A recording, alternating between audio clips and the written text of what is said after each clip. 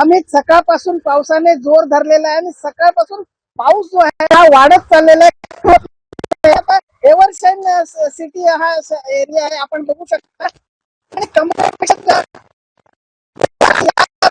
पाण्यातून वाट काढताना आपल्याला लोक दिसतात. आपण जर समोर पाहिलं तर हा कॉम्प्लेक्स आहे. हा कॉम्प्लेक्सचा जो तळमजला आहे आणि या ठिकाणी अनेक ठिकाणी मोठ्या दुकानदारांचं झालेलं आहे.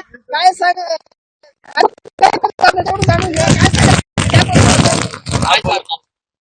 आमच्याकडे रोज भरतं पाणी. काय काय सांगशील, आजची परिस्थिती कशी आहे? आजची परिस्थिती म्हणजे बोलाल तर कशी 5 दिवसाची आहे ना. 5 दिवसाचा तुम्ही कालावधी दिलाय. पावसाचा कालावधी 5 दिवसाचा आहे. हा, अतिवृष्टी. त्यामुळे कसं पाणी आहे ना, आता समुद्राला हायटाईड सांगितली, तर त्यामुळे कसं हायटाईड सांगितल्यामुळे कसं पाणी इकडे वाढलं आणि इकडे कसं नालेसफाई होत नाही. मेन म्हणजे काय कारण आहे, नालेसफाई होत नाही आणि त्यामुळे कसं इकडे ड्रेनेजची लाईन आहे ना, ड्रेनेजच्या लाईनमुळे ते पण साफ नाही करत, नालेसफाई पण करत नाहीत. त्यामुळे कसं सगळं हे झालंय, त्यामुळे पाणी हे साचलंय. तुम्ही काय सांगाल का, ही जी अवस्था झालेली आहे, पुन्हा एकदा नालासोपारा डुबलेला आहे? नालासोपारा डुबल्या म्हणजे सर्वत्र म्हणजे महानगरपालिका नेहमी आपल्याला सांगत असते की आपण नालेसफाई केलेली आहे वसई विरार शहरामध्ये, तर नालेसफाई कुठेच झालेली नाहीये.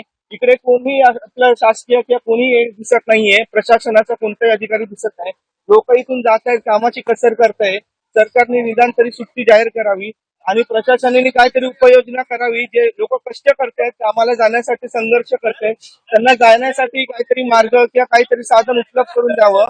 आणि शक्यतो तरी मी स्वतः आवाहन करेल की लोकांनी आवश्यक असेल तरच घराच्या बाहेर पडावं, अन्यथा घरीच राहावं. अति आवश्यक असेल तरच घराच्या बाहेर यावं. तुम्ही काय सांगाल, कुठून आले तुम्ही, कुठे चालले? आम्ही आता अलकापुरीमध्ये जातोय. कुठून आले तुम्ही? तर आम्ही आता इथून नालासोपारा आपण ट्रेन मधून बोरिवली मधून आलो. तिकडे कसं आहे, पाऊस कसा आहे? पाऊस तिकडे पण भरपूर आहे. आणखी इकडे आता भरपूर पाणी भरलेलं आहे, त्यामुळे कमरे एवढे पाणी आहे.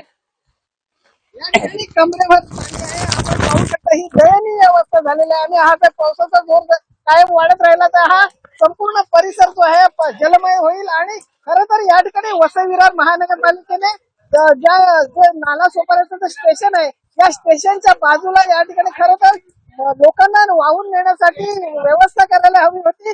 आपण जर या ठिकाणी हे श्वान जे आहेत, हे श्वान सुद्धा पावसामुळे आणि इथे थंडीने कुडकुडत आहेत. आपण जर पाहिलं त्यांची सुद्धा दयनीय अवस्था झाली. आपण जर या ठिकाणी बाजूला जर पाहिलं तर जे झुरळ आहेत, ही झुरळ सुद्धा या ठिकाणी आसरा घेण्यासाठी वरती आलेलं आपण बघू शकता. ह्या कुत्र्यांची अवस्था, जर प्राण्यांची अवस्था ही असेल तर माणसाची अवस्था काय झाली असेल हे न सांगितलेलं बरं. कारण हा आताची जी परिस्थिती आहे खूप दयनीय आणि भयावह परिस्थिती आहे. लोकांनी खरं तर बाहेर पडू नये, कारण महानगरपालिकेने आणि अग्निशमन दलाने या ठिकाणी खरं तर या ठिकाणी रेस्क्यू करण्यासाठी लोक जे अडकलेले आहेत, अनेक जे लोक लहान लहान लोक आहेत, ही नालासोपारा स्टेशनला सुद्धा उभी आहेत, परंतु त्यांना कुठेतरी रेस्क्यू करायला त्यांच्या घरी जाण्यासाठी व्यवस्था करायला पाहिजे. परंतु या ठिकाणी काही व्यवस्था झालेली दिसत नाही. आपण हा जर पाहिला तर मी आता तुम्हाला दाखवतो, माझ्या कमरे एवढं पाणी आहे आणि या कमरेच्या कमरेभर पाण्यात लोक वाट काढतात. कारण या ठिकाणी एखादा गटार जर उघडा असेल तर या ठिकाणी एखादा काय सांगाल, ते गटर उघडं आहे, काम ठेवलंय इथे. आमच्या इथे गटर उघडं आहे, तर आम्ही तिथे खांब लाकूड लावून ठेवलेलं आहे 2 ठिकाणी. महानगरपालिकेचे कर्मचारी आले होते? नाही, इथं पाणी कुठून येणार कर्मचारी? अजून कोण नाही आलं सकाळ. आपत्कालीन यंत्रणात सज्ज आहे म्हणून सांगितलं होतं महापालिकेने. नाही, तसं काहीच नाहीये, कारण नालासोपाऱ्यात भरपूर पाऊस झालाय आणि इथे सहसा पाणी थांबत नाही. इथे भरपूर पाणी साचलं म्हणजे पूर्ण नालासोपारा बुडालेला आहे. हा जो परिसर आहे पाण्याखाली गेलेला आहे, त्यामुळे लोकांचे प्रचंड हाल झालेले आहेत.